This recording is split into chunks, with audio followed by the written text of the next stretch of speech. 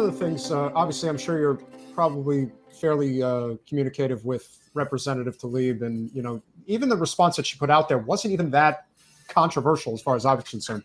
Probably the best response that I saw, and the response to her, especially by the Democratic. I mean, let's be honest, the Democratic Party doesn't want her in the party to begin with. Well, but no. The way that they have just systematically thrown her under the bus and to the wolves. That now you're on your own.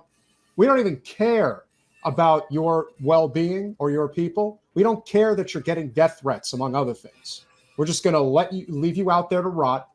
And it really says a lot. I mean, look, there are some really despicable political representatives that are out there. Wasserman Schultz is certainly one of the worst. So was Representative Gottheimer in New Jersey. They really do not have. They're acting with complete impunity at this point. But I'm getting the sense that it's not going to be that easy this time. I'm looking around and I'm looking at the commentary, and it's almost fairly even in terms of, even in light of what has happened in response to being pro-Palestinian freedom. I think we may be hitting a crossroads here, and perhaps for the better. How do you see it, and what do you, and from your assessment, how do you see the response regarding Representative Tlaib and how she's been treated over the past few days? Yeah, I mean, there's no question that a lot of the vitriol directed towards her is racist. That is all there is to say about it.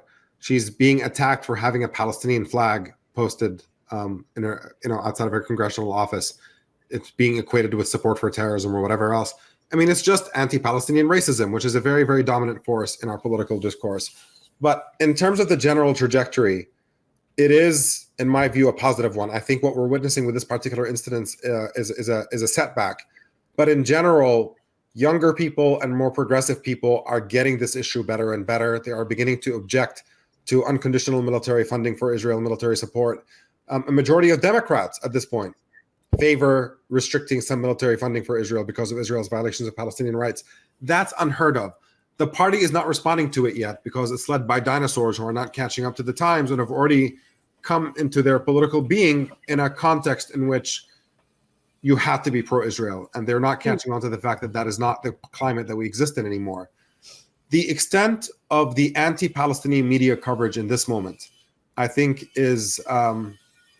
has been very negative in terms of that progress we're making. It's been a way to push it back a little bit, but I don't think that this is going to be long lasting at the end of the day. The progress that the fascist way in which the Israeli government is behaving is so blatant, and the progressive Jewish voices that are making clear that the pro-Israel lobby does not speak for the entire American Jewish community, and who are insisting on Palestinians being treated like human beings, that voice is getting louder and more assertive. And the extent of public education that is led by Palestinian Americans and many of our allies in the US, all of that, I think, is leading to a trajectory where there is going to be more and more pushback, even if this particular moment happens to be an exceptionally ugly anti-Palestinian moment in terms of our discourse. I think the trajectory otherwise is hopeful, but I wouldn't take too much comfort in it, just simply because even if the fall of Israeli apartheid is inevitable, every single day that gets delayed is another day in which Palestinians are losing loved ones, in which their rights are being taken away, in which their livelihoods are being destroyed. And so I don't think that we can afford to just say, well, justice prevails in the end and sit on our hands. There is an urgency to acting with every ounce of energy that we have and raising our voice in every place that we can to demand an end to American support for this apartheid regime until Palestinians are free. Yeah, so it's interesting that the flag comes up because it's very symbolic. I see people are referring to it as some sort of like it's a terrorism symbol or something like that, like the Palestinian flag. And it's really, I don't know how familiar you are with how like Western American Jews were basically raised, because we were raised pretty racist. But one of the things that we were taught was that Palestinians weren't a thing. That wasn't a thing. First of all, that wasn't a legitimate place. It wasn't legitimate until Israel made it so. We were taught this. Palestine wasn't a real place. It was a fictional thing in the Bible. And all of the people that lived in that area, regardless whether you're Lebanese, Syrian, Jordan, whatever, you were all Arabs. They were all Arabs. And all of the Arabs were less civilized and wanted to kill all the Jews. We were taught that. So the fact that the Palestinian flag, that people, and even Metalopoly in our chats, like, it's so ironic that I saw that at a pride thing with a rainbow flag. No, it isn't. There's nothing remotely ironic about that. First of all, a Palestinian flag is not some sort of like Islamic jihad symbol. It's like there were Jewish Palestinians. There are Jewish, like it's an ethnicity of people. Like, how do I explain this better? It's like, yes, it makes sense that it's not a flag of Islam. That's my point. It's not some radical. That might be weird to have a radical Islamic thing next to the LGBTQ. That might be weird. But Palestinians are just Palestinians, right?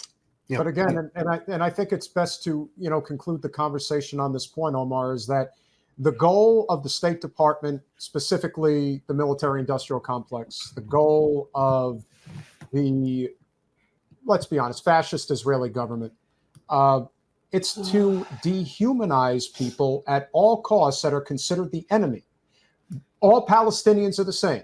All Jordanians the same. I'm just impressed people use the term Palestinian now, quite honestly. Because that is in and of itself to me, like as an adult, I'm just saying, like that to me was, and now I can't stop referring to the whole place as Palestine. We don't have the chance to get into it because obviously you've got a hard stop. But, the one thing that I did want you to just acknowledge as you go is the one thing that does concern me, even though I think there is a very strong anti-war fervor that is growing in the United States right now, particularly amongst progressives and libertarians, is you have the president of the United States pulling the incubator baby, the repeat of this is why we have to go there. We have 40 weapons. We have 40 beheaded infants, and of course, this has not been verified. It still hasn't been verified. And they're still talking about it. And then you've got the Jerusalem Post, which is, that's the far right crazy representation in Israel, coming out saying we verified it. This is manufacturing consent all over again. Weapons of mass destruction all over again. Tell me I'm wrong. Thank you so much for coming on today. Yeah, I'll just leave you with one quick sentence before I head out on that note. Nothing the Israeli government says should ever be taken at face value. The Israeli government has a very long history of lying on anything related to how they treat Palestinians. We saw it most recently just last year when they murdered a Palestinian American journalist, Shireen Abu Akleh. Yes. First, they said it was Palestinians that killed her. Then the evidence was overwhelming that the bullet was fired by an Israeli military gun. Then they switched their story and said, no, she was just caught in crossfire and she was accidentally killed. Then that was investigated, and it turns out there was no crossfire anywhere near her when she was sniped precisely multiple times, shooting at her in a very small range of space and time, targeting her between where her helmet and her press vest is. These are the kinds of lies that are used to justify Israeli war crimes. And I think we have to be very, very suspicious and never take Israel's word, the Israeli government's word for facts until they are independently verified.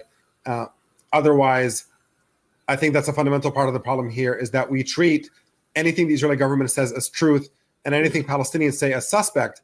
And that creates a tilted narrative in which we look at the events through the Israeli government's eyes, as opposed to objective eyes in which we understand the fundamental reality, which is that Palestinians being denied freedom is really the driving cause of all this. And until Israel starts seeing Palestinians as equal human beings who deserve the same rights and freedoms that Israelis enjoy, nothing better is going to come. Thanks for watching. If you want to support our mission to transform politics into service, please like this video, subscribe, follow us on social media, and consider joining our Patreon, where you'll get early access to our interviews as well as other exclusive content. Links are in the description. Peace out.